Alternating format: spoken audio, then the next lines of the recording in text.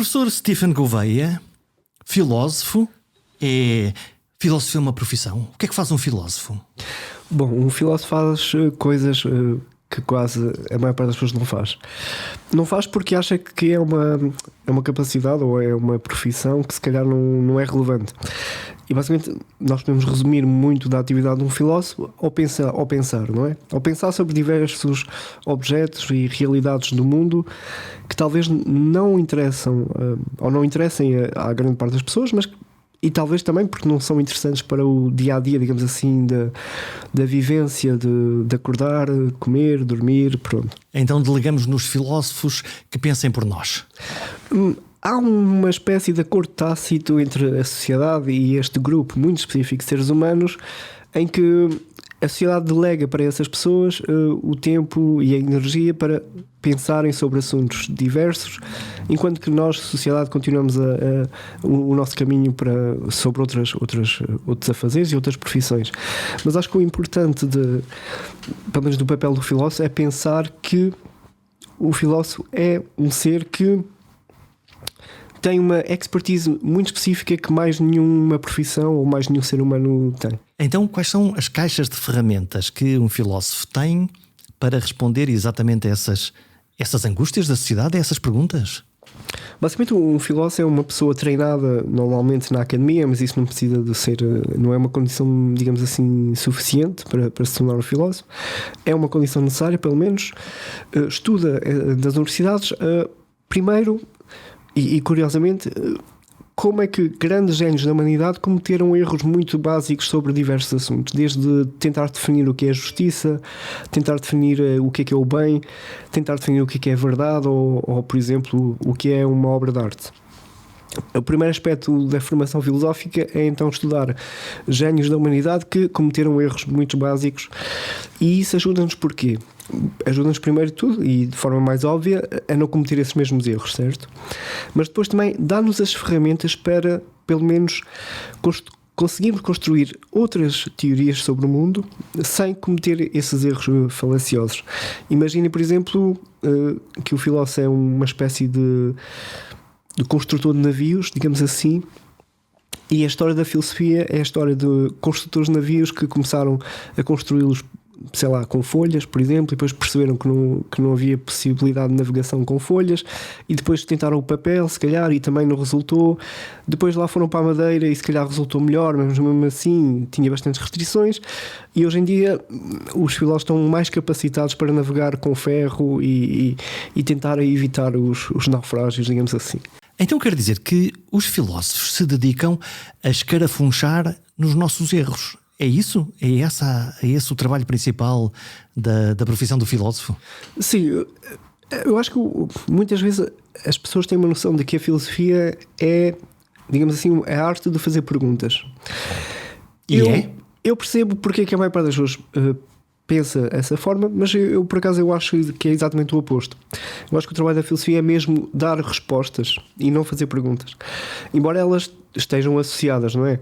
Mas e o exemplo da inteligência artificial é um excelente exemplo. Porquê? Porque, por exemplo, nós temos tecnologias neste momento muito específicas e inovadoras e que colocam respostas, que colocam perguntas, desculpem, por exemplo, perguntas éticas, não é? Será que devemos usar determinadas tecnologias para melhorar, por exemplo, a eficácia da medicina, que é um problema muito importante em termos políticos, porque... Em princípio, sim. Em princípio, devemos usar tecnologia para tornar melhor a medicina. Agora, depende exatamente daquilo que nós queremos dizer por melhor. E é aí que os filósofos entram, porque os filósofos tentam dar uma resposta, ou dar várias respostas a esta definição muito específica do melhor, não é? O que é que significa melhor neste caso? Será melhor performance? Será melhor eficácia? Mas esta eficácia é cega, ou seja, não tem em conta diversos aspectos que se calhar precisam de ser considerados? Ou o melhor é, por exemplo, aquilo que é mais justo, mesmo que isso implique uma menor eficácia, por exemplo? Para mim, se eu olhar para a tecnologia e pensar num robô, por exemplo, que consegue operar uma determinada cirurgia de uma forma que pode ser mais precisa, com menos dano para o meu corpo, desde que lá esteja o cirurgião com a mão no comando, eu tendo a confiar que a tecnologia vai ser boa para mim. Ok. Esse exemplo é interessante. Para já, há um aspecto interessante do exemplo que dá, que é o Jorge fazer a salvaguarda de que o cirurgião tem que ter a mão em cima do mecanismo robótico, digamos assim. E senão a minha confiança é menor. Pois, isso é muito interessante. Mas eu gostava de dar outro exemplo que problematiza melhor aquilo que eu estava a dizer antes. Que é basicamente, por exemplo, a utilização de diversos algoritmos de machine learning para a detecção de cancro de pele. Nós sabemos que estes algoritmos são muito mais eficazes que um outro grupo que também faz detecção de cancro de pele, nomeadamente um grupo de seres humanos chamados médicos. Treinados, seres humanos treinados versus máquina com capacidade de aprender também. Exato, mas quando nós temos que são mais eficazes, a referência implícita que está é a um grupo de seres humanos, ou seja, as máquinas são mais eficazes a detectar o cancro de pele do que os seres humanos. Porque detectam micropadrões? Porque detectam micropadrões, mas principalmente porque são baseados em milhões de dados que nenhum ser humano ou grupo de seres humanos consegue processar cognitivamente. Portanto, essa inteligência no fundo da máquina é a interpretação do acervo de dados que no fundo lhes foi oferecido por milhares de seres humanos que disseram isto é ou não é. Exato. Basicamente o algoritmo alimenta-se de dados de outros seres humanos espalhados por todo o mundo. Mas o aspecto interessante desta tecnologia é que, por exemplo, ela é muito eficaz a detectar o cancro de pele em seres humanos, digamos assim, brancos, não é? De pele mais clara, mas falha bastante mais com seres humanos de pele mais escura. E aqui há um problema ético muito relevante, não é? Porque, para já, historicamente, as pessoas de raça negra já foram discriminadas de diversas formas e parece que a tecnologia pode estar novamente a causar mais digamos assim, um elemento de discriminação racial baseados no elemento que não devia ter qualquer força, não é? Ética. Que devia ser neutro, no fundo, não é? Devia ser neutro, sim, assim. Então, e como é que, perante um problema desses, imagino que o dilema ético seja: usamos a tecnologia apesar de só funcionar num grupo, ou em alternativa não usamos esta tecnologia para ninguém? Pronto, basicamente a grande discussão filosófica é essa neste momento. Há um grupo de pessoas que acha que, independentemente dela falhar em alguns casos, ela, como tem um acerto, digamos assim, muito maior, esse acerto justifica de certa forma moralmente o mal moral que pode causar. O bem moral é muito maior do que o mal moral que vai causar, e muitos teóricos da filosofia usam, por exemplo, a questão da guerra justa, não é? Por exemplo, numa guerra há várias condições, há vários princípios éticos que é preciso haver para que uma guerra seja considerada justa. Uma delas é, por exemplo, haver uma distinção entre inocentes e inocentes, não é? Pessoal armado e pessoal não armado. Normalmente, um dos outros critérios é que, a nível de armas, elas devem se equiparar de certa forma. Por exemplo, um exército de paus e pedras versus um exército atual com tanques e aviões. Existir um equilíbrio de poderes.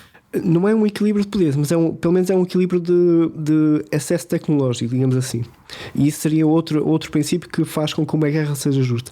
Mas eu estou só a escrever isto porquê? Porque dentro da guerra justa, muitas vezes, há uma espécie de intuição ética que é exatamente a mesma que eu acabei de dar para justificar a tecnologia da inteligência artificial, que é exatamente esta de que o mal moral que nós vamos causar, ou seja, a destruição de determinadas cidades, a morte de determinados seres humanos, é justificada porque há um bem maior que vai nascer desta destruição, digamos assim.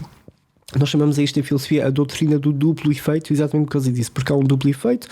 Nós queremos libertar um país, por exemplo, de uma ditadura, por exemplo. Queremos maior liberdade ou maior justiça para determinado grupo de uma população mundial. E nesses casos a guerra podia ser justa? E neste caso, alguns filósofos argumentam que, se estes tais princípios que eu elenquei estiverem, digamos assim, ativos, então essa guerra é uma guerra justa, ou seja, é uma guerra ética, sim. Que é quase um paradoxo, não é? Há outros filósofos que dizem que qualquer tipo de guerra, seja com que princípios éticos for, é sempre imoral. Nós chamamos este tipo de filosofia a filosofia pacifista, digamos assim. E o Steven está onde? Não sei se se quer comprometer com alguma... Nós neste momento estamos a viver uma guerra na Europa e esta guerra despoltou várias coisas em nós, em mim em particular. Primeiro, esta ideia de agressão, de invadir um outro país, é uma ideia que eu me pergunto, mas não tínhamos já passado esta página? Pois. Os filósofos não não conseguiram ensinar-nos que nem a Segunda Guerra Mundial que isto assim não vai lá? Os filósofos tentam. É muito curioso porque os filósofos. Há muito trabalho sobre a ética da guerra, por exemplo, mas esse trabalho não chega quase digamos assim, à influência política, porque é visto como um demasiado académico e muitas vezes um tal entrave, não é? Li uma frase, algures, que dizia: a guerra é a política sem ética. Interessante. Quase como a partir daquele momento, a partir do momento da guerra, no fundo, nós já deixamos cair tudo aquilo que faz nós, seres humanos, conversar com o outro, isso tentar. Sim, isso seria a intuição pacifista, não é? O pacifismo é então, dentro deste problema de será que é possível haver uma guerra justa, a posição pacifista diz sempre que não em qualquer circunstância. A posição da guerra justa diz que sim, mas se determinados princípios éticos forem cumpridos. E depois, provavelmente, há um grupo de filósofos minoritário que deverá defender que a guerra pode ser justa em qualquer momento, mas eu não conheço nenhum autor que defenda isso, porque acho que é uma posição muito radical. E se olhamos para a história, o que nós vemos muitas vezes são dois tipos de guerra. Uma que é, sem ser as guerras de libertação, obviamente, de revolta e até de guerras civis dentro dos países, mas habitualmente é um país mais forte, um interesse mais forte que tenta esmagar um mais frágil, por um lado. E, por outro lado, guerras de proxy, em que duas potências, uma alimentando cada um dos lados, está a fornecer tecnologia para manter o ato da guerra. Sim, basicamente, muitas vezes há um autor, há um filósofo político muito interessante, Thomas Hobbes, e o Thomas Hobbes descreve que... descreve de forma curiosa que basicamente ele diz que o ser humano num estado pré-social, que imaginem uma espécie de experiência mental em que imaginamos a humanidade antes da sociedade ter existido. Ele diz que a sociedade é uma sociedade da guerra de todos contra todos. Porquê? Porque não há um Estado para garantir a segurança da propriedade privada, para garantir a alimentação para toda a gente, o acesso à saúde. E então, segundo o Hobbes escreve o Estado como a aceitação de que na natureza, ou no estado pré-social, nós estamos todos à porrada, digamos assim, entre uns com os outros, e nós combinamos dar alguma da nossa liberdade total, porque nesse estado pré-natal, ao menos nós temos total liberdade, mas para Hobbes nós criamos o Estado Social, ou criamos o governo, para quê? Nós damos um bocado da nossa liberdade ao governo, mas ele vai nos dar proteção, não é? Ele vai nos garantir a propriedade privada, o acesso à saúde, etc. Portanto, não é só ganhar, perdemos alguma coisa. Sim, perdemos a tal total liberdade, porque nós hoje em dia não podemos fazer tudo o que quisermos. Mas em relação à minha posição sobre este tema, eu alinho-me bastante com o pacifismo, porque me parece-me uma posição óbvia, mas ela tem um grave problema, que é, imaginem um país que é militarmente, digamos assim, ou filosoficamente pacifista, mas que é invadido por outro país, militarmente. O que é que faz? O que é que faz, não é? O pacifista há a dizer não podemos fazer nada, eles que façam o que quiserem com o nosso país. Não é? Com quase um contrassenso, com a nossa riqueza. É estranho. Ou seja, os teóricos da guerra justa têm pelo menos este aspecto de dizer não, eu acho que nós, por exemplo, em nível de defesa, nós podemos, acho que faz sentido fazer guerra defensiva, e depois tentam alencar então os tais princípios éticos para que essa guerra defensiva versus ofensiva seja justa, no sentido do... Claro que aqui o termo justo é um bocado estranho, não é? Mas pronto, o exemplo que nós demos da guerra era só um exemplo para descrever o aspecto da tecnologia, dos algoritmos no cancro de pele, não é? E já voltamos aos algoritmos e à inteligência artificial, que me interessa de sobremaneira. Eu hoje, quando estou a ouvir porta-vozes de um lado e do outro, neste caso da guerra da Ucrânia e da Rússia, há uma parte daquilo que é inteligível, que nós conseguimos perceber o que é que está ali em conflito, qual é a sua posição. Depois, muita propaganda da guerra, muita mentira que lá está, e isso é óbvio. Mas parece-me que há momentos em que a linguagem das várias partes tem uma capa cultural que eu não consigo compreender bem o que é que eles querem dizer com determinadas coisas. No entanto, temos a ilusão de que estamos a perceber tudo. Certo. Pois, as questões das guerras e de países são questões muito complexas, porque muitas vezes estamos a lidar com informações que vêm da comunicação social, e que já são filtradas pelos próprios, não é? Pelos próprios, digamos assim, responsáveis por aquele combate político. É uma forma de manipulação também da opinião pública? Sim, muitas vezes é muito difícil saber o que é a verdade, não é? Numa guerra. Porquê? Porque temos para já, por exemplo, no caso russo e no caso ucraniano, temos o caso russo a tentar influenciar uma narrativa política interna, não é? Depois, a ideia é o quê? É justificar perante o seu povo o que está a acontecer. Mas depois temos também muitas vezes o oposto, não é? Porque a NATO também exerce, se calhar, demasiada força política junto à Rússia, e de certa forma isso pode legitimar o discurso interno, não é? Não o discurso, digamos assim, correto ou justo, mas a própria história russa não pode. Eu acho que, digamos assim, a narrativa russa só tem a força que tem, e só há, digamos assim, uma participação interna. E isto é dúbio, não é? É dúbio se Putin está isolado na Rússia a coordenar tudo, ou se realmente ele tem o apoio da maioria não é, do povo russo. Mas vamos assumir que tem, não é? Eu acho que também... Ou seja, a realidade não é preto e branco, não é? E não há inocentes, claramente. E não há inocentes, exatamente. E pronto, realmente são factos muito, muito, muito difíceis de explicar. É curioso, nós falamos da medicina e vamos voltar a falar da medicina e da saúde. A tecnologia militar foi desenvolvida, por exemplo, para ter um GPS para que a bomba acerte no sítio certo, e todavia hoje nas estradas todos beneficiamos do GPS para encontrar o nosso caminho. A tecnologia militar inventou o laser para abater um determinado míssil, e hoje todos beneficiamos do laser para a nossa vida civil. A tecnologia pode ter... é amoral?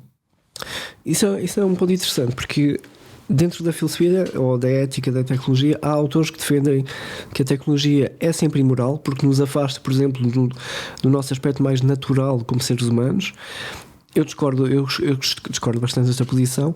Depois há autores que defendem uma posição, digamos assim, neutral e não amoral, porque a moral é esta ideia de que a tecnologia não tem impacto ético, ou se tem é neutro, não é? Mas eu acho que o ponto neutral é que filosoficamente a tecnologia vai ser, digamos assim, nomeada de eticamente aceitável ou não, dependendo da sua utilização. Ou seja, do seu fim, do seu propósito. Do seu propósito, da sua intenção e das suas consequências. Isso implica o quê? Que não há uma neutralidade quando se usa uma determinada tecnologia? Porque o uso já é diferente da tecnologia em si, não é? Quando eu penso em tecnologia, penso no conceito de tecnologia. Por exemplo, imagina a energia nuclear, não é? É um bom exemplo. Lá está, foi criada como uma arma, todavia hoje, nos institutos de oncologia, todos estamos a beneficiar de que a medicina nuclear está neste momento a tratar doentes de uma forma altamente eficiente. Exato. Ou seja, nós podemos dizer que a energia nuclear em determinados casos é uma tecnologia positiva e em determinados casos é uma tecnologia negativa. E isto é uma coisa que muitos filósofos não fazem, ou seja, muitos filósofos e outros pensadores também, digamos assim, definem a priori um tipo de tecnologia, quando eu acho que isto é perigoso, porque perdemos, por exemplo, alguns aspectos positivos, não é, da tecnologia, como seria esse caso, não é, do uso médico da energia nuclear. Um filósofo pacifista poderia dizer, vendo as experiências de Los Alamos, não, isto é inaceitável, esta tecnologia nem sequer devia ser desenvolvida. Sim, e digamos que não são posições assim absurdas, não é? Porque se nós percebemos tanto o ponto de vista pacifista como não pacifista, o pacifista dirá, por exemplo, algo como: nós já temos um historial perigoso e se isto continuar, o problema da energia nuclear é que se acontecer uma catástrofe será a última catástrofe da humanidade, porque nós todos desaparecemos, não é? E todos morremos. Então o pacifista tem sempre este, digamos assim, este princípio de prudência ética, não é? Vamos tentar limitar ao máximo o perigo máximo da extinção humana, por exemplo, mesmo que isso possa contribuir positivamente para uma minoria ou até uma maioria da humanidade. Mas claro que o não pacifista tem sempre este argumento de sim, mas a probabilidade de uma extinção humana por causa da energia nuclear é muito baixa, a probabilidade de nós salvarmos vidas específicas é muito alta, e então, novamente, uma aplicação da doutrina do duplo efeito, este bem pode ser justificado pelo mal que poderá causar. Então, e como é que nós conseguimos encontrar um balanço para regular riscos e desafios que a nova tecnologia nos oferece? E agora estamos todos confrontados com o chat GPT, vê se eu digo isto direitinho, que eu troco geralmente as duas últimas letras da palavra, que é, subitamente descobrimos que o raio dos computadores agora querem falar como os humanos. É interessante dizer como os humanos, porque quando nós normalmente usamos um como, este como pode ter uma força, digamos assim, metafórica forte ou fraca, não é? Nós às vezes dizemos assim: Lisboa é como outra cidade, não é? E neste tipo de analogias nós não queremos literalmente dizer que é como, não é? Não queremos dizer que Lisboa é como Delfos ou Amsterdão. Quer dizer que eu estava a desvalorizar a tecnologia usando o como se fosse uma coisa da segunda divisão que tenta lá chegar? Não, estava a dizer que muitas vezes nós olhamos, por exemplo, neste caso do ChatGPT, nós olhamos para a performance linguística daquela tecnologia e comparamos com a performance linguística de um humano, certo? Isto já foi pensado por um grande filósofo e matemático, o Alan Turing, que formalizou de certa forma filosoficamente este aspecto. Não sei se eu descrevo o Turing. Basicamente ele estava muito preocupado com esta questão das máquinas. Turing foi muito importante para acabar com a Segunda Guerra Mundial, graças a uma tecnologia específica dele. Ele conseguiu basicamente descodificar as mensagens alemãs que vinham encriptadas, e a máquina de Turing é muito influente por causa disso. Mas ele também tem um papel muito interessante na filosofia, nomeadamente na filosofia da mente, por causa da discussão dele em relação àquilo que nós podemos dizer, aquilo que nós podemos atribuir, digamos assim, o adjetivo de inteligente, porque nós normalmente atribuímos isso aos seres humanos. E claro, nós somos muito elogiosos, não é, de nós mesmos, não é? Nós somos tão inteligentes, nós somos o animal mais inteligente da Terra.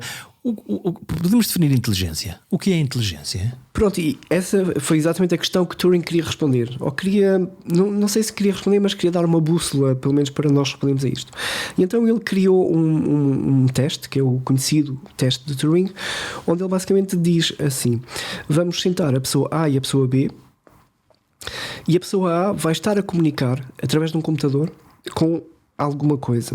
Agora a pessoa não sabe se essa coisa é um ser humano ou se é um computador. Interessante. A pessoa não consegue ver, não consegue visualizar isso. E então a pessoa, digamos assim, pode escrever olá, como estás? E depois recebe uma resposta. E o que acontece com o ChatGPT, por exemplo, é que essa resposta normalmente vai ser coerente com a pergunta, com o conteúdo semântico, digamos assim, dessa pergunta. E a intuição de Turing é, no momento em que a pessoa que está a fazer o teste não consegue distinguir ao fim de algum tempo se é um ser humano ou se é um computador, então aquele sistema passou o teste de Turing. Passou, digamos assim, o nível de habilidade mínimo para ser considerado um sistema inteligente. Porque nós somos altamente perspicazes, mais uma vez autoelogioso, a encontrar incongruências na linguagem, na forma, na palavra, na maneira como foi construída uma determinada coisa. Sim, de certa forma, sim. Mas o curioso é que se reparar, se pensarem, por exemplo, no tipo de discurso que vocês têm, vocês seres humanos normais, o problema do ChatGPT às vezes, ou desses programas linguísticos, é que eles são demasiado perfeitos, muitas vezes. Não é? Os termos linguísticos que eles usam são demasiado bons, digamos assim. O ser humano comete sempre falhas, digamos assim, escritas ou orais. Ou fazem ou colocam uma vírgula bem ou mal, não é? Pronto. O ponto é, o ser humano não fala perfeitamente, ou não escreve perfeitamente no diálogo. Mas depois o outro ponto interessante é que há outro filósofo que veio criticar esta experiência, digamos assim, do Turing. É um filósofo americano chamado John Searle, da Universidade de Berkeley, e ele veio nos dar outra experiência mental para mostrar porque é que, embora pareça que aquele sistema que passa o teste Turing é inteligente, é muito difícil nós concluirmos que de facto ele é realmente inteligente. Uma coisa é parecer como inteligente, como no sentido metafórico ou analógico, não é? Outra coisa é ser efetivamente inteligente. E o John Searle basicamente descreve uma experiência mental chamada o quarto chinês. O quarto chinês é basicamente, imaginem, uma pessoa está fechada num quarto e depois temos uma pessoa que está fora. E essa pessoa escreve ou tem uma mensagem em chinês, ele sabe chinês, a pessoa de fora, e manda pela janela uma pergunta em chinês. Agora, a pessoa que está dentro desse quarto não sabe chinês, nunca privou com chinês, só sabe inglês, mas curiosamente ele tem um manual, ou tem digamos assim, um tradutor que lhe permite traduzir símbolos chineses para inglês. Então a pessoa recebe a mensagem de fora, eles não têm contacto um com o outro, novamente. A pessoa recebe, não sabe chinês, mas vai ao livro, traduz para inglês, percebe que a pergunta é como estás hoje, e depois tem outro manual que traduz de inglês para chinês. Ele vai ver estou bem, obrigado, e responde em chinês, não é? Apesar de ele não saber chinês, como ele fez a tradução dentro do quarto, ele responde estou bem, obrigado, envia a mensagem para fora, e a pessoa que está fora e recebe a mensagem recebe uma resposta coerente em chinês à pergunta que ele enviou para dentro. Agora, a questão do John Searle, a questão que o John Searle coloca aqui é muito absurdo, apesar de haver uma performance linguística positiva, não é? Nós concluímos que aquela pessoa dentro do quarto sabe chinês. Pronto. E isto seria um contra-exemplo ao teste de Turing. E não aquilo que nos acontece regularmente quando nós tentamos fazer uma tradução utilizando o Google Translator de uma forma mais que normalmente aparecem lá com uns gatos, com umas coisas que são incongruentes e que não fazem sentido naquela língua. Todavia, outras ferramentas já mais avançadas, o DeepL profissional, por exemplo, esse sim não só vai afinando, como nos dá várias sugestões, mas implica que saibamos qualquer coisa da língua que estamos a falar, que é para afinar essa tradução. Exato. Alguns filósofos acham que é absurdo falar de inteligência nesse sentido, não é? Porque inteligência é digamos assim, é um mecanismo mental que é desenvolvido biologicamente. E à partida, esses computadores não têm digamos assim, não são baseados numa biologia orgânica, não se desenvolveram ao longo do tempo, não desenvolveram determinados aspectos que é preciso. Quer dizer que o nosso cérebro, se a nossa inteligência baseia-se no cérebro, mas que ele está a recriar e a modelar da maneira que nós estamos a aprender e a criar nós próprios uma ideia do nosso próprio cérebro? O ponto interessante dessa descrição é que nós hoje em dia não sabemos perfeitamente como é que o cérebro, por exemplo, cria a linguagem ou como é que domina a linguagem. São conhecimentos que nós ainda estamos a desenvolver. É uma caixa negra. De certa forma, é uma caixa negra que nós podemos, aos poucos, principalmente quando desenvolvemos tecnologia adequada. Nós neste momento temos digamos assim, uma restrição metodológica porque temos tecnologia boa, mas essa tecnologia é muito insuficiente para lidar com a complexidade do cérebro humano. Mas não é tão black box, não é tão negra como um sistema de deep learning, por exemplo. Um sistema de deep learning é absolutamente negro no sentido em que não é possível percebermos como é que aquele sistema tecnológico consegue associar determinados inputs a determinados outputs. E isso é problemático porque exatamente por causa do uso ético desta tecnologia. Podemos voltar agora, nós fizemos aqui um grande loop, mas vamos voltar então à questão da medicina e da inteligência artificial, da inteligência artificial na medicina. E o problema, muitas vezes, do uso desses instrumentos é que, embora eles sejam muito eficazes, quando há um erro, quando há um problema, o ser humano, o médico, o engenheiro, não consegue entrar dentro da caixa negra e perceber qual foi o problema, porque se deveu esse problema, ou como é que o conjunto de dados foi associado um com o outro. E isto é problemático porquê? Porque muitas vezes as explicações médicas, não é, são baseadas em explicações mecanicistas, não é, de associar determinados inputs a outputs, mas nós não temos essa possibilidade de retirar conhecimento desse sistema, digamos assim, tecnológico. E o que é que pode acontecer, né? O que pode acontecer basicamente é ficarmos no vazio, não é? Ficarmos sem podermos corrigir, por exemplo, um determinado algoritmo. E claro, o grande problema, pelo menos do ponto de vista ético, e aquilo que eu vou trabalhar nos próximos 6 anos, é como é que nós podemos usar a tecnologia sem que ela ponha em causa aquilo a que nós chamamos o princípio da confiança entre médicos, profissionais e pacientes. Porquê? Porque este princípio é baseado na ideia de que o médico ou o profissional de saúde está no controle total, não é? Da prática médica, tanto do diagnóstico como da utilização da tecnologia. E sempre que um paciente tem alguma questão, o médico tem o poder, digamos assim, epistémico, não é? Ele tem o poder, em termos de conhecimento, de explicar ao paciente porque é que determinado teste foi proposto ou porque é que determinado tratamento é proposto. Agora, utilizando os algoritmos muito desenvolvidos da machine learning e do deep learning, esta capacidade de explicação digamos assim, é impossibilitada. O médico deixa de poder explicar ao paciente porque é que vai tomar determinado medicamento, e a única resposta que ele pode dar é porque o algoritmo disse-me que era o melhor para estes sintomas. A torradeira diz que o melhor é tomares isto, e se o doente disser, está bem, mas porquê? O médico fará? Sim, sabe Deus. Sim, e a máquina. Exatamente. E isso é um problema. Porquê? Porque há um tal princípio de confiança entre o médico e o paciente, e esse princípio supostamente é posto em causa pela inteligência artificial mais desenvolvida. Então, quando um doente, normalmente com o seu médico, tem que assinar um consentimento informado para dizer, eu autorizo este médico, esta equipa a fazer um determinado procedimento, eu estou no fundo a delegar naquela pessoa em quem confio que tome decisões racionais, baseadas no seu conhecimento e na sua experiência, e que eu tenha a expectativa que vou ficar melhor do que estou neste momento, consciente também dos riscos que determinada intervenção pode ter. Isso pode funcionar com as máquinas? Nós também podemos um dia ser confrontado com ter que dar um ok ao cirurgião e o robô também dizer sim, mas eu também tenho aqui o meu consentimento informado que tenho que assinar, senão eu não me mexo.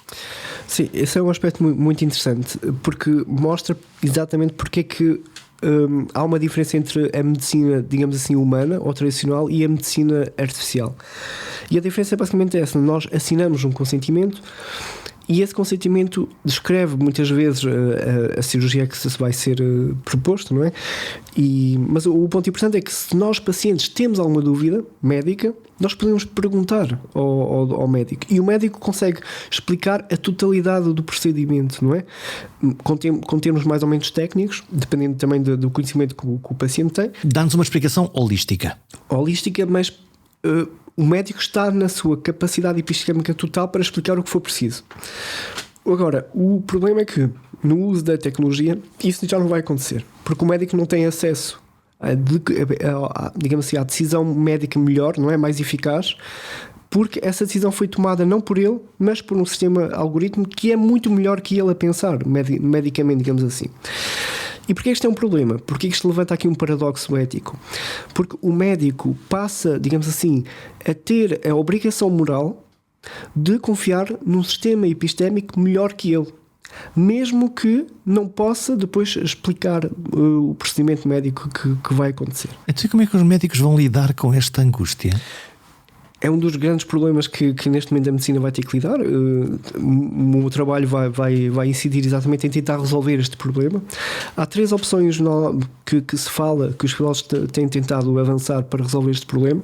A primeira é uma que acontece muitas vezes, que é qualquer, digamos assim, sistema tecnológico aplicado à medicina que tenha por base uma estrutura de black box, de deep learning ou machine learning, deve ser banido do nosso sistema de saúde, porque levantam problemas de explicação, não é? De falta de transparência epistémica.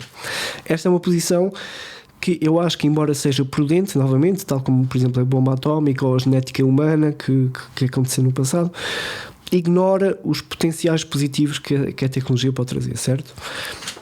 A segunda opção é, novamente, uma espécie de medicina justa que diz o quê? Diz assim, ok, vai haver casos em que a tecnologia vai causar erros e nós não vamos conseguir corrigir essa tecnologia, mas ela vai ser eficaz na maior parte das vezes.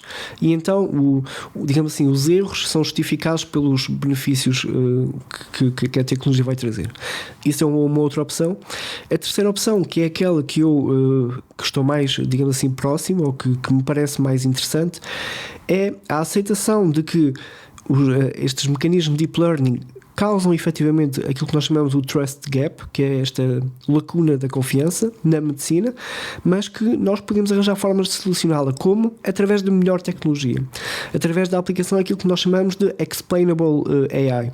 Explainable AI é basicamente uma parte da inteligência artificial que tenta trazer a explicação novamente para o poder humano, digamos assim. Portanto, no fundo é ao computador: tudo bem que tu estás a resolver o meu problema de uma forma mais eficiente, mas eu não percebo de que raio é que tu estás a falar, mas consigo ver pelos resultados que isso está a funcionar, e isso pode levantar uma questão de vezes, confiança. Sim. E agora nós temos que pôr um outro filtro, que é pôr a inteligência artificial a dizer: diz-me lá o que é que estás a pensar, porquê é que estás a pensar e porquê é que eu devo confiar em ti. Sim, basicamente é isso. Porquê? Porque a medicina não é uma questão não humana, não é? É uma questão muito sensível. Nós estamos a lidar com o ser humano no seu estágio mais frágil, muitas vezes, não é? E isso requer uma série de princípios éticos que têm que ser, que têm que estar ativos. Nós, claro, podíamos ter uma medicina super eficaz, não é? Por exemplo, o Estado podia obrigar toda a gente a comer bem, podia obrigar toda a gente a fazer exercício, etc, não é? Mas não, claro que há aqui problemas éticos se o Estado obrigar as pessoas a serem perfeitamente saudáveis, não é? E o ponto aqui é o quê? É que sim, nós queremos uma medicina melhor, mais eficaz, que faz menos erros, mas também queremos uma medicina que tenha em atenção princípios éticos, por exemplo, do direito à explicação, não é? Um paciente tem que ter o direito a perceber o que é que vai acontecer consigo, com o seu corpo, não é? E com o seu estado de saúde. Ter uma consciência? Sim, pelo menos ter uma consciência médica potencial, não é? Porque nós muitas vezes, lá está, a grande diferença entre a medicina humana e a medicina AI, não é? É esta, é que o paciente, mesmo que, e isto acho que toda a gente se reconhece nesta situação, nós muitas vezes vamos ao médico, nós não estamos em medicina, nós não sabemos a mínima ideia do que é que o nosso médico nos está a dizer. E delegamos nele. Mas delegamos nele e temos sempre potencialmente esta estrutura de, se quisermos realmente saber, o nosso médico vai nos explicar. E alternativamente temos aquela coisa que é: então vou pedir uma segunda opinião sobre esse tema, porque, lá está, porque a minha confiança não está, eu tenho uma dúvida sobre, e então vou à procura de outra pessoa. Mas nesse aspecto há a possibilidade de haver um debate médico, não é? Há a possibilidade de haver um debate. Enquanto que na medicina AI esse debate nem sequer existe. Nós só temos um resultado que é mostrado por uma máquina baseada em milhões de dados, e se nós voltarmos a correr exatamente os mesmos dados, ela vai dar exatamente o mesmo resultado e não há discussão possível. Imaginem o médico A que usa um algoritmo e o médico B que usa o mesmo algoritmo, nós podemos pedir uma segunda opinião, digamos assim, ao médico B, depois temos que pedir ao médico A, o resultado vai ser o mesmo, e se nós questionarmos ao médico, mas porquê que esta cirurgia é melhor do que outra cirurgia, ele vai dizer, não consigo, eu não tenho, digamos assim, conhecimento, não é que não tenho conhecimento médico, ele tem conhecimento médico, mas ele não tem conhecimento para justificar porque é que aquele algoritmo está a dar aquele resultado final. Aí está. É um bocadinho quase a sensação de que, aliás, bem retratada num filme cómico português, quando se apresenta a telefonia num filme, e o que é isto? É uma torneira que deita música. É quase, não sei o que é que está a acontecer aqui dentro, só consigo perceber o seu efeito, e não, no caso da medicina, obviamente é mais, obviamente mais problemático. Faz-me lembrar agora, há um livro que escreve, quero citar com rigor, Homo Ignarus, Ética Racional para um Mundo Irracional, e que discute um bocadinho, no fundo, a nossa ignorância sobre os sistemas, e sobre a nossa vida coletiva, a nossa democracia. Conhece alguém que leia o rei dos programas todos eleitorais e que fica a pensar 3 meses antes de tomar a decisão de pôr a cruzinha e decidir este candidato ou aquele? Não conheço, mas gostava de conhecer, não é? Porque seria um sinal de que teríamos realmente uma democracia saudável e que funciona, não é? Porque eu investigo, eu não investigo diretamente, porque o fenómeno da ignorância política é um fenómeno empírico que é estudado por cientistas políticos e psicólogos morais e assim. Mas dedicou-se a fazer um conjunto de entrevistas para tentar perceber porque é que nós, supostamente numa democracia, estamos a abdicar do poder de pensar o futuro e de responder racionalmente à escolha. Parece que o fazemos quase por olha, voto neste porque sim. Sim, e isso parece anedótico, não é? Mas como eu estava a dizer, muito da investigação empírica que eu tenho lido aponta exatamente para isso, que a maior parte das pessoas no momento eleitoral, quando vota não por aspectos racionais e políticos, mas vota por aspectos completamente irracionais e apolíticos ou não políticos.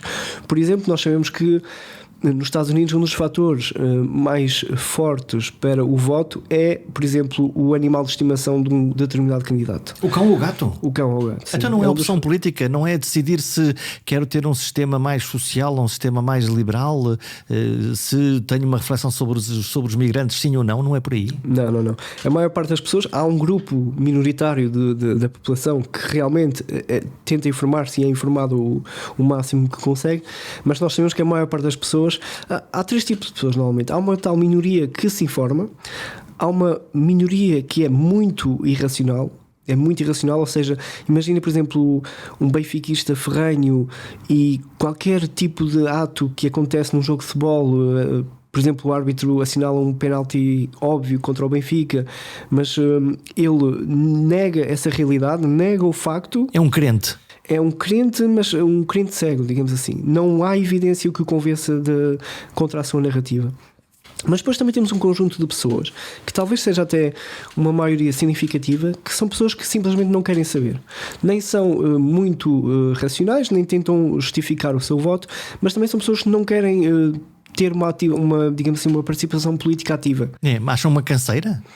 Acham uma canseira, ou provavelmente são pessoas que percebem que o voto é apenas um dos mecanismos políticos que os representa e, por sinal, é talvez aquele que menos que representa de forma menos eficaz. Então, assim. E pode haver aqui a sensação de vou votar ou não vou votar, afinal o meu voto conta pouco?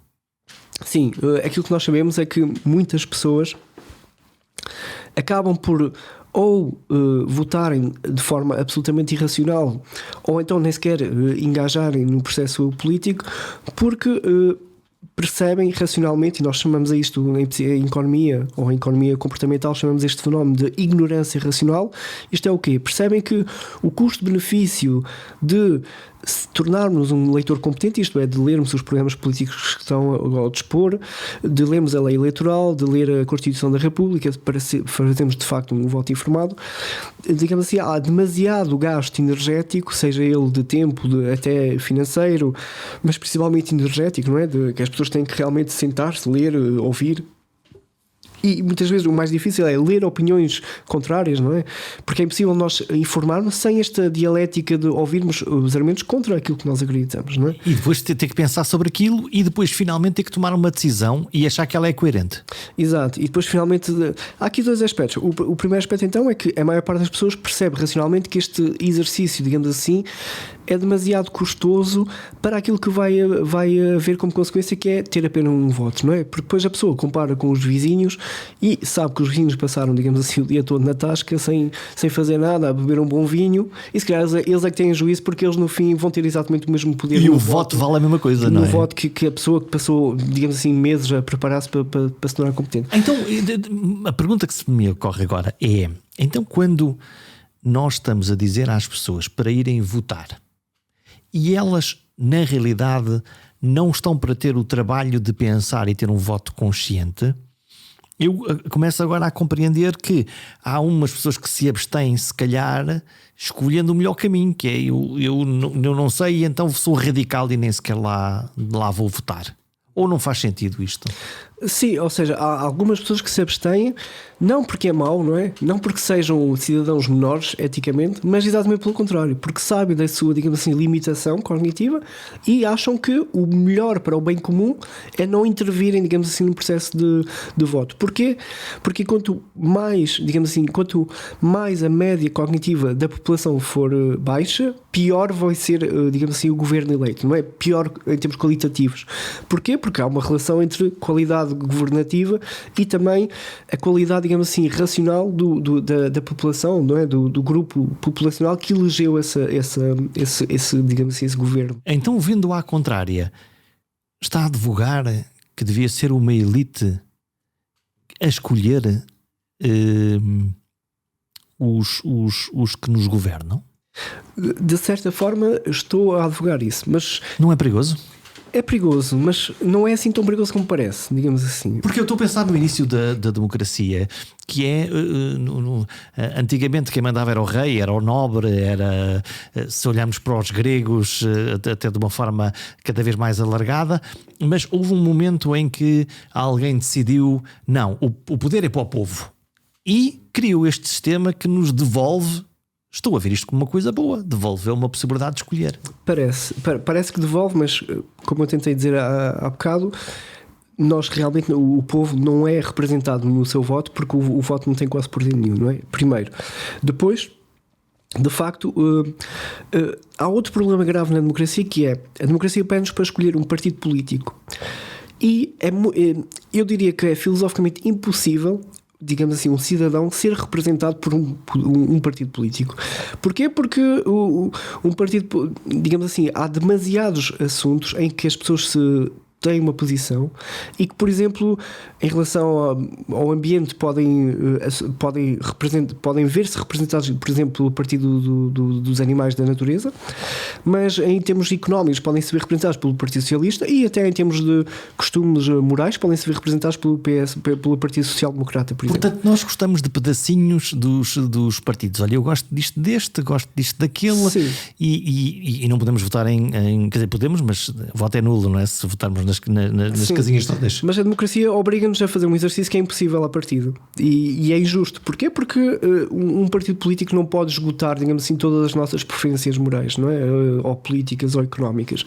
E isso já é um grave erro para mim da democracia. O facto de, por exemplo, não permitir o voto plural.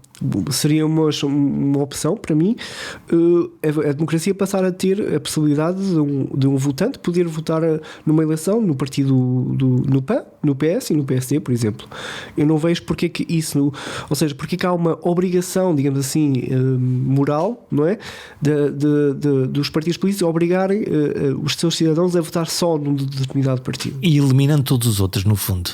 Não, ou seja, deixar até que haja uma maior pluralidade de partidos políticos a existir, não é? Que representem mais interesses. Porque se nós olharmos para os partidos políticos é muito dúbio acharmos que eles esgotam toda a realidade, não é? Subjetiva dos cidadãos, por exemplo, portugueses. E depois nós, cidadãos preguiçosos e muito pouco ativos, delegamos o nosso voto num determinado partido e dizemos: ok, daqui a 4 anos a gente volta cá e, no entretanto, façam lá qualquer coisa. E quase que deixamos de participar, não é? Quer dizer, o homem político que há em nós parece que se esgota no dia seguinte às eleições. Exato. E por exemplo, eu sou de um dos filósofos ou um dos autores que defende que a participação política, ao contrário do que muita gente defende, não se esgota no voto e não é, digamos assim, necessariamente equivalente ao voto. Para mim, por exemplo, marchar numa manifestação tem um poder político muito maior e muito mais eficaz do que fazer um voto de 4 em 4 anos, não é? Mas há aqui muitos pontos que eu quero avançar agora. E para já dizer que a democracia parece que representa o povo, mas não o faz. Se olharmos, por exemplo, nós podemos fazer um estudo empírico de quantos cidadãos tiveram acesso ao poder político desde o 25 de Abril, não é? E se nós olharmos para isso, nós podemos calcular até que é uma percentagem mínima da população portuguesa. Além disso, podemos também ver e estudar que há um tipo, digamos assim, de população minoritária que tem acesso ao poder político e que todo o resto da população não tem. Ou seja, a democracia parece representativa, parece delegar ao povo essa força, mas não o faz. E não o faz porquê? E aqui eu quero voltar à democracia da Grécia Antiga. Porquê? Porque a maior parte das pessoas não sabe isto, sabe que a democracia antiga era por voto direto, não é? A chamada democracia direta, mas não sabe que era uma democracia não eleitoral. Porquê? Porque as eleições foram criadas na altura por o poder político exatamente para restringir o acesso político ao povo. Porque antes das eleições, numa democracia, nós tínhamos o quê? Tínhamos a escolha à sorte. Tínhamos um sorteio? Um sorteio. O sorteio tipo bolinhas? Tipo e bolinhas. Agora saiu... Eram com favas. Com favas. Com favas. Ou seja, claro que na antiga Grécia havia o problema do poder político também estar muito restringido a determinados estatutos. Socioculturais, normalmente, não é? Mas o ponto era que nós vamos representar efetivamente o povo. Como? Não vamos fazer com que haja uma votação, mas vamos fazer com que isso seja aleatório. Porquê? Para retirar os constrangimentos, não é? Digamos assim, de deturpar o poder político, não é? Porquê? Porque quando há eleições, o que é que há? Há influência política, há jogos de poder, há jogos entre Estado e empresas. E, portanto, um sorteio garantia a neutralidade no processo. Exatamente. A função do Estado é exatamente do sorteio, por saber que o ser humano tem sempre uma tendência, digamos assim, maquiavélica de usar o poder para o seu próprio proveito.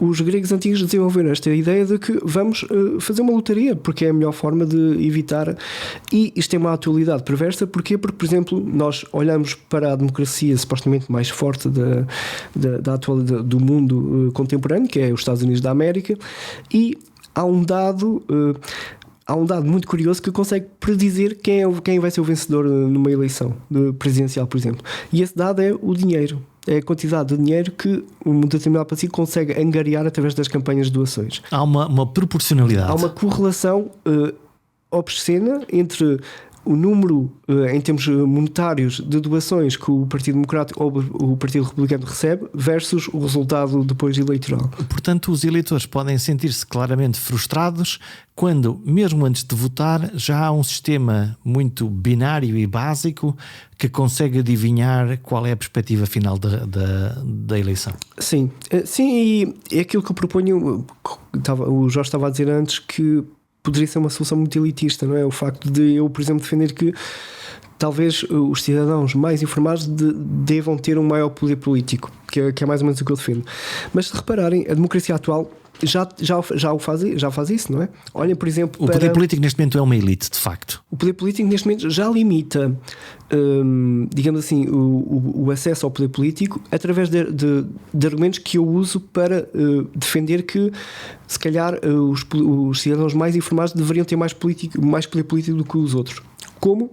Pensem na restrição de idade, não é?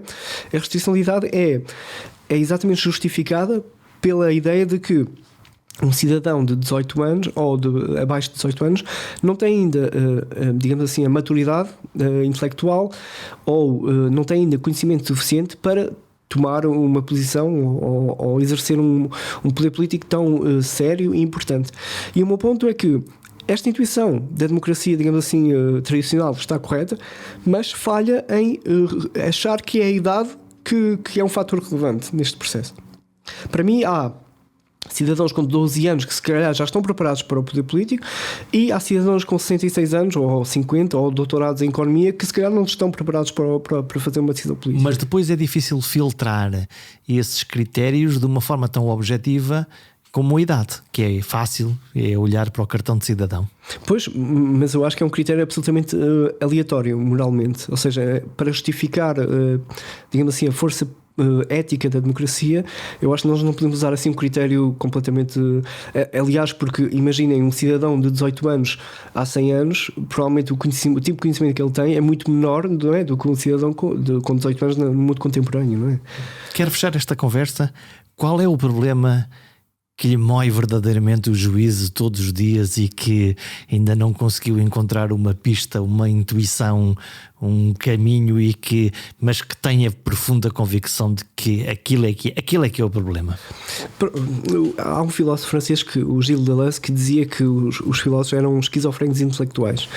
E o que é que isto significa? Significa que os filósofos normalmente têm interesses quase obsessivos por determinados temas e não só apenas e é o meu caso. Por exemplo, o problema da democracia interessa-me bastante porque tem este aspecto ilusório de que está tudo bem, não é? Que pronto, nós dizemos a palavra democracia e dizemos vão votar e fica tudo resolvido. Eu acho que este tipo de discurso é até perigoso para os fins de justiça que nós queremos. Eu quero um sistema político que melhore a qualidade de vida de toda a gente, que não seja discriminativo e que seja justificado filosoficamente. Eu acho que na democracia atual nós não temos isso. Só para dar um apontamento, porquê que a democracia parece interessante ou parece até racional? Porque aquilo que eu defendo é que a democracia atual é irracional, baseada nestes conhecimentos empíricos que nós temos, que a maior parte das pessoas não tem conhecimento suficiente para fazer um voto.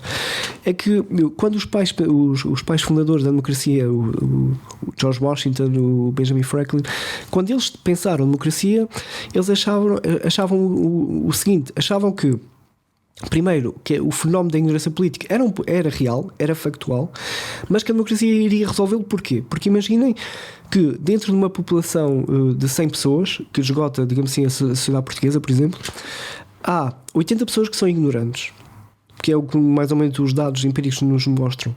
E depois temos 10 pessoas que são, ou temos, por exemplo, os restantes que são altamente competentes, digamos assim. Aquilo que os pais fundadores americanos e muitos teóricos da democracia ainda hoje acreditam é que, como os tais 80 são pessoas não informadas, elas vão fazer um voto aleatório. E a ideia é, claro que neste exemplo dos 100 é impossível o facto aleatório ir bater certo, mas imaginem milhões de pessoas a votar. A ideia é o quê? É que estas pessoas vão se dividir mais ou menos em 50% a votar no partido A e a votar no partido B. O que é que isto vai fazer? Vai fazer com que os votos ignorantes se anulem entre si e sobrem apenas os votos informados, que vão influenciar, digamos assim, o resultado final. Agora, o problema é que eles acreditavam que o voto ignorante era um voto aleatório. Mas nós sabemos, através de muitos estudos empíricos, que o voto ignorante não é um voto aleatório, mas é um voto não aleatório. É um voto influenciado por vieses cognitivos tremendos, é influenciado por fatores de decisão que não importam para nada, a cor do cabelo do candidato, a forma como ele se veste, com quem ele é casado, são tudo fatores não políticos, não é? que influenciam o voto popular. E então um dos problemas, pelo menos, que eu quero trazer à discussão é exatamente pensarmos uma democracia mais racional e por isso mais justa. E eu tenho tentado vindo a defender uma democracia epistocrática, que é exatamente isso. É uma democracia que tenta dar mais ponderação ao conhecimento e tentar evitar formas de que a irracionalidade venha a ter mais destaque. Porquê? Porque olhem depois para resultados como o Trump, não é? Onde a maior parte das pessoas vota de forma desinformada.